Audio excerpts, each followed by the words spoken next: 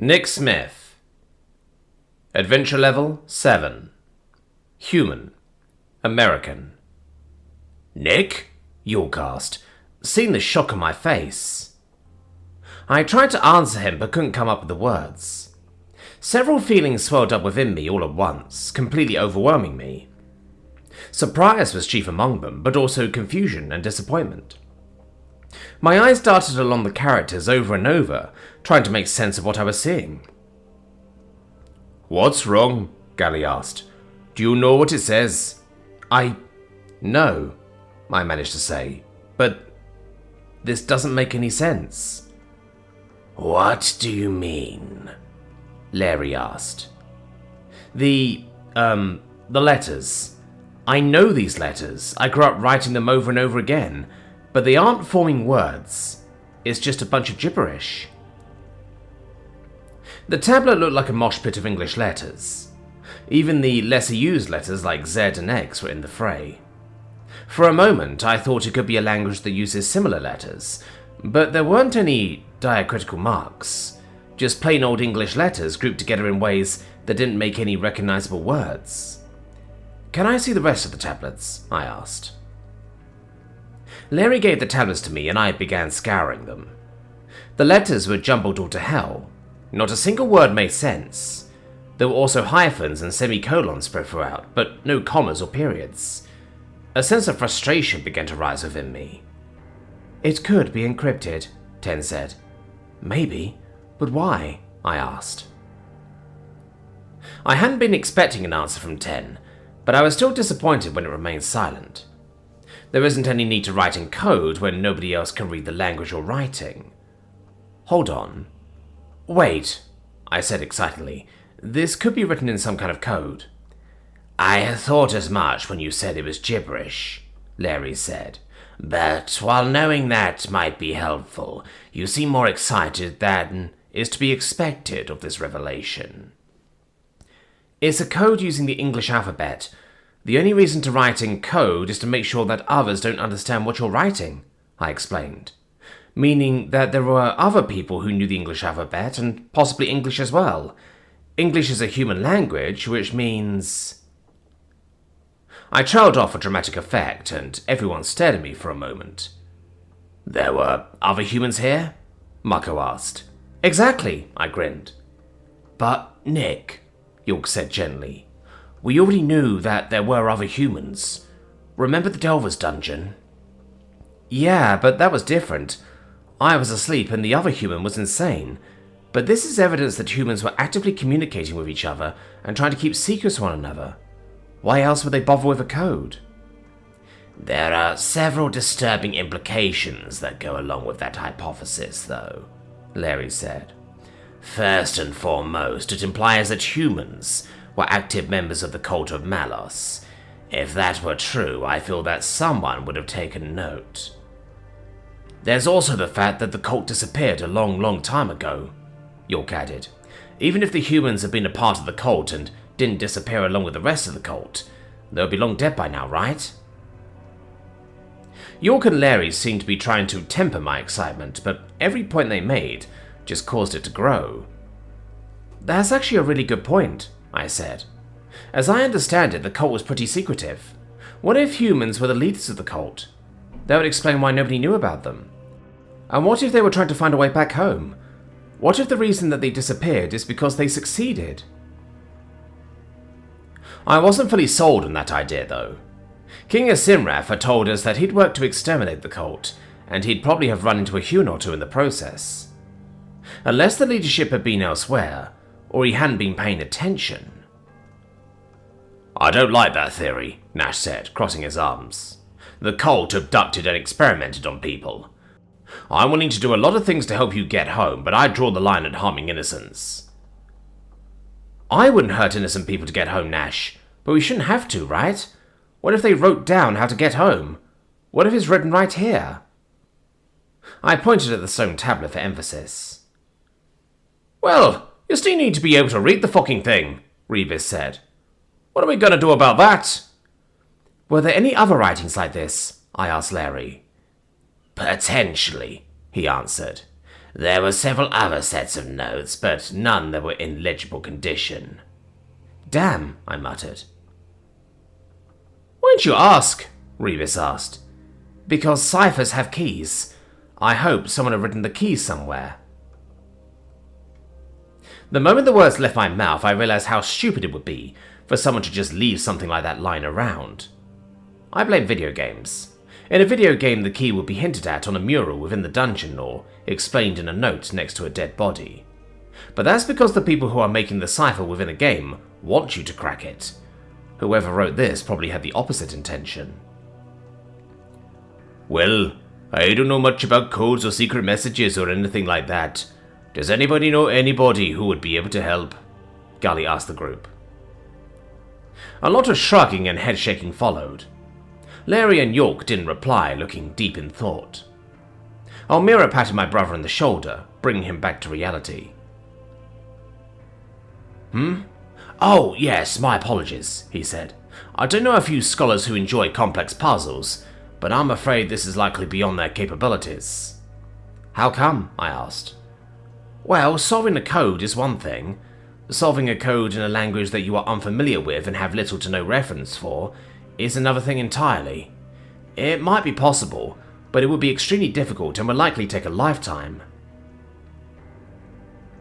The words of the God thing echoed in my mind. I doubt this is what it meant when it said time isn't a concern. Plus, it wouldn't exactly be entertaining to watch me wait around until someone finally solved this damn code.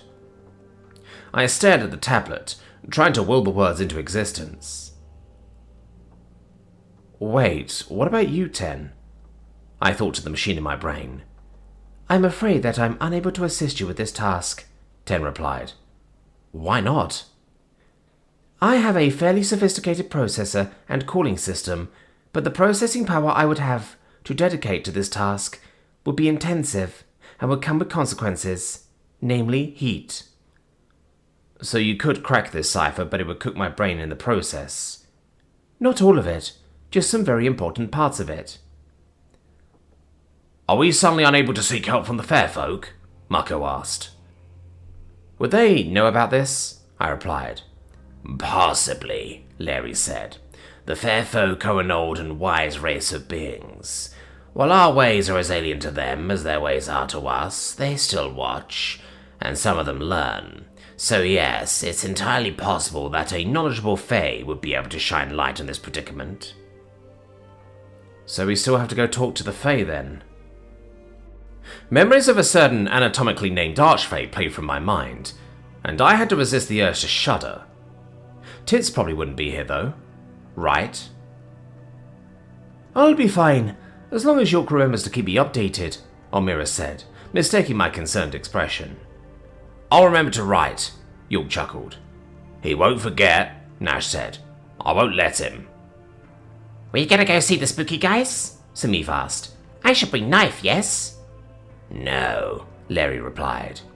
We've lost many, Samith. We must rebuild, and so I want you to go to the Kobold Caves and find us some reinforcements. More kobolds? Indeed. All of them? Well, no. Just those that want to. What if all want to? That's too many. No, we only want a dozen or so. Dozen? 2 groups of 7 should do fine, Larry chuckled. You can do that, right? Yeah. Am I in one of the groups? No. Okay, so 2 sets of 7 plus me. Samif hopped up and down excitedly. Go now? Yes. For the Lord! The kobold shouted as he ran out of the room. We stood silently as we listened to his footsteps patter down the entrance hallway. Once they faded, Mako turned to the Lich. He'll be okay, right? He asked. Yes, Larry said. He's one of the smarter kobolds. Plus, he didn't take a weapon with him, so he'll be extra cautious. We think not taking a weapon will put him more at risk? Hino chimed in. Only if something is actively hunting him. But kobolds tend to get far more confident when they are armed, and this confidence is often misplaced. He'll be safer without a blade. Those letters look odd, Ifrima said from over my shoulder, making me jump a little. Really? Let me see, Rebus said. Everyone except Larry gathered around to have a look, and I lowered the tablets so that they could see them better. Nash and I made eye contact once he looked up from the tablet, and I grinned. Hey, Nash, maybe you'll be able... Shut up, he interrupted with a growl before I could finish the joke. Nash crossed his arms and tried to look intimidating as York and I began to laugh. Everyone else looked confused, but took one look at Nash and decided they didn't want in on the joke. Once York and I had our fill of laughter, Rebus pointed at the tablet. That looks like an arrowhead, he said. Or maybe a spear tip. That's an A, I explained. It's the first letter of the English alphabet. Very stabbing looking letter. Oh, we have that one. He pointed again. An EMV. We call that an X. It's the third to last letter. Your alphabet has a specific order to it, Hino asked. Oui. I opened my mouth to answer, but found myself at a loss. The hesitation I felt turned into a small existential crisis, as it dawned on me that I can't think of any real reason the alphabet is in that order. Maybe it's historical, or...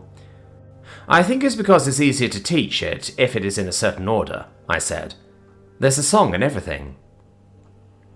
I sang the alphabet song for them, and my demonstration left everyone speechless for a bit. Humans are singing scholars? Ifrima asked. Huh? Oh, I guess. Technically. Those scholars are usually children, though, I replied. Kids love to sing, and teaching them the alphabet song helps them remember the alphabet, or the names of the letters at least. More questions about public education followed, and I answered them to the best of my abilities. Everyone seemed impressed except York and Nash. They'd heard it all before. Well, that would certainly be better for the little ankle-biters than hawking goods in the streets, Rebus said. Or the mines, Mako asked. Nah, kids long for the mines. They most certainly do not, Ifrima argued. I almost agreed with her, but decided to keep quiet once I remembered how popular a certain video game was back home. Even I loved it, but grew out of it when I became a teenager. Maybe kids really do long for the mines. The conversation about public schooling continued for some time, culminating with York and Ifrima discussing how such a system could be implemented. I answered a few more questions, but had difficulty pulling my attention from the tablets in my hands. Larry noted my distraction and interrupted the conversation. While this exploration of another world's educational systems is illuminating, I do believe we should see the Fae sooner rather than later, he said. If we leave now, you may make it back to town before nightfall. That's a good point, Gali said. Alright, let's get going. After a course of agreements, we began to make our way out of the dungeon. Larry disintegrated the fallen kobolds as we passed, silently praying for them. We all bowed our heads in respect as well. Finally, we left the dungeon. Fresh air flushed the stench of death from my nose, and I inhaled deeply. Unfortunately, the spell had gotten into my clothes, so I gagged. That got a few laughs, but those quickly died out once everyone realized that they also stank. This is where we part ways, Almira smiled. I hope to see you all again someday. We will look you up the next time we're in Bolasir, Nash said, and I'll make sure York keeps you updated. I won't need a reminder, York added. I hope you have a safe journey. You too. With a wave, Almira began heading back to town. The terrain can be treacherous, Larry said. Watch your step or you may injure your ankles. The Lich then left the trail, and the rest of us followed after him into the forest. Master Vampire Karain Yif. Adventure level, not applicable. Drow Master Vampire, Balushenian. A miserable failure, my mind whispered. The void had once again enveloped me, but this time there was a sense of hostility to it that I found unnerving. It made me feel as if I were prey for a hungry and angry beast. "Why am I here?" I demanded, forcing my unease aside. "What happened?" You were defeated. Cast down by a novice better described as a child than an adult. I had such high hopes for you, and you have thoroughly disappointed me. So, this is the afterlife? No. You've managed to survive by the skin of your teeth. Or rather, the skin behind your teeth. Tiresome riddles. I found myself struggling to make sense of what the high being was saying. Then, my eyes saw the fight play out before me. The creature had burned me severely, and I ripped off my tongue and cast it aside. I felt it all again, but knew it wasn't real. This was the higher being explaining what it meant. As long as any of my organs survive the flames, I can regenerate.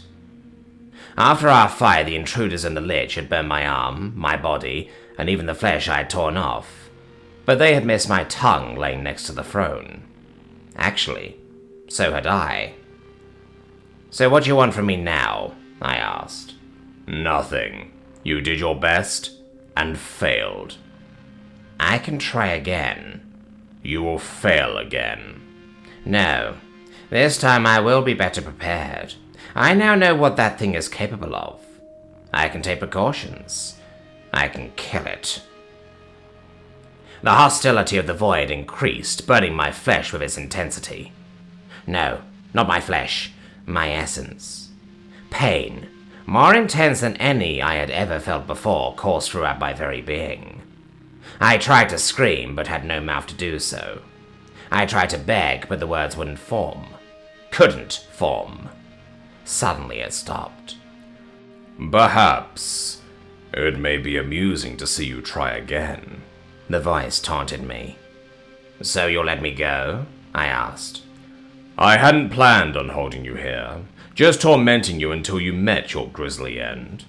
Instead, I will discuss this with the others.